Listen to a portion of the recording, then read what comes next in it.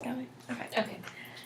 Okay, so my whole project is genetic testing, and like my thesis is what I would like to change for the future, Okay. and how like new advancements can like apply. Okay. So, a couple questions. As a biology teacher, what comes to mind when you think of genetic testing? Well, you can use what you can use it for, really. They use genetic testing for figuring out if people are susceptible to diseases, but they're also using genetic testing to determine what types of drugs will work on cancer cells, which is what I find very interesting. And if you can use those types of that information to diagnose and treat diseases, that's something we should really look into doing. That's what I think. Okay. If you had to explain genetic testing or the Human Genome Project to middle schoolers, how would you define it? Like It's a tough one. in like simpler terms. Well, I'd probably have to tell them you inherit half of your traits from your mother and half from your father, and that there are certain ways you can test to see what you got from each parent.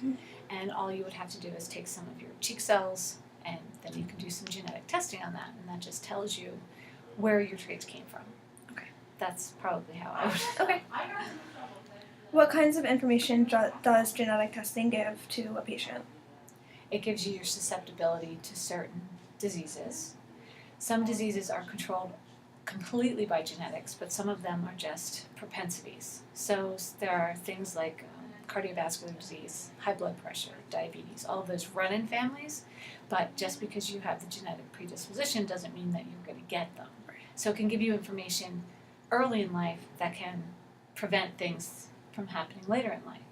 It can also tell you if you carry alleles for a disease that you could pass on to a child. Some people want to know that. It can tell you if you have diseased alleles that show up later in life, like Huntington's disease. It can tell you if you are if you have a cancer that would be susceptible to certain types of drugs. And some of those drugs are very targeted, and they work really well if you have a certain mutation, and they don't work at all if you don't have that mutation. So those are Okay. Now, on the other hand, what are some of the... Oh, I didn't ask the first one. What are benefits of this information? You can use it to treat for treatment and for prevention. Right. On the other hand, what are some of the disadvantages or downfalls of genetic testing?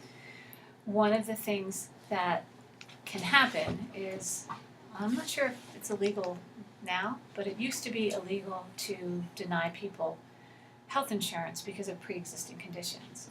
And one of the biggest arguments against genetic testing is that insurance companies could get this information and then charge you a higher rate or deny you access to health care because they don't want to pay because they know you're going to be sick. Right.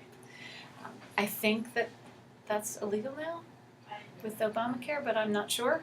But that's one of the reasons. And if sometimes employers can take that information and use it in hiring decisions, if they know that you are, let's say you carry one of the BRCA1 genes, and they know that you might get sick, that's going to cost them money in the long run, and so they may not hire you. So that could be used for discrimination. Okay. It could also be abused by people who want the designer baby, things like that. For those who have or are considering genetic testing, would you recommend seeking a genetic counselor? Absolutely. I mean, that's their job. Right. And I'll give you an example. When I had breast cancer 10 years ago, they sent me to a genetic counselor because I was so young. And what she did was she made me go back through both sides of my family to see if there was anybody on either side. On my mom's side, there was nobody, but on my dad's side, he had a whole bunch of cousins who had breast cancer. So that was an indication that there might be some genetic component to it. And that's they hook you up with the labs that are doing it, and they really tell you what kinds of information you're going to get. So yes, absolutely, genetic counseling is a must. Genetic testing widely ranges in subject and method. How do you feel about genetically tested animals? Testing them for... Like when we talked about in class, about like cloning a cow due to... You mean like genetically modifying them? Right. Like is that different from, like is that a type of genetic testing? Or is that like completely different? Techniques to... So genetic modification is changing the genome. Genetic testing is just seeing what you have. Okay. I wouldn't want to clone my dog. Yeah. I mean, I love my dog. I'd love to keep him, but cloning an animal is Touchy. Different. too many variables. Yeah. So. Okay. Now there's like a process that I read about doing genetic testing in vitro, and if a mother or father like has that predisposition and they want to test for that to see if the fetus has it as well. Like, how do you feel about that? Well, it depends. If they want to figure out before the eggs are implanted, so using in vitro fertilization, at the 8 cell stage, you can take one of those cells out and you can test that for genetic disease, and then determine which ones you want to implant. Right. So if you know that one has the genetic disease you don't want, and you wouldn't want a child to be burdened with that, then not implanting those embryos, I feel is perfectly valid. Right. I would do. On the other hand, if you're going to test like the chorionic villi, it's already a fetus, it's already 20 weeks along. I'm not sure I would have that testing myself, because what would I do with that information? Right.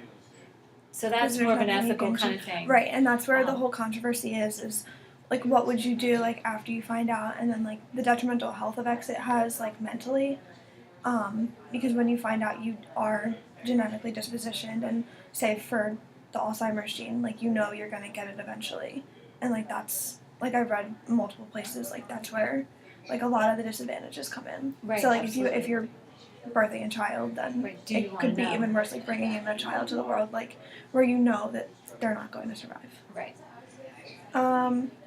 Now, like along with that, what about genetic engineering and the theory that one day parents can manipulate genetics to have their ideal child? Again, I guess that's an ethics kind of thing. I think there's a reason.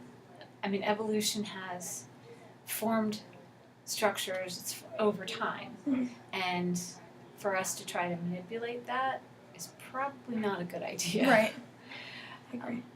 Certain traits have persisted. For example, people who live in the northern hemisphere, far northern hemisphere, have much lighter skin than people who originated or lived near the equator. Right.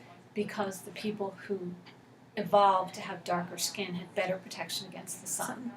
And those people who didn't evolve to have that didn't need it because they were, those are advantageous mutations that happened over time. If we are now selecting for those, there may be some problems down the line.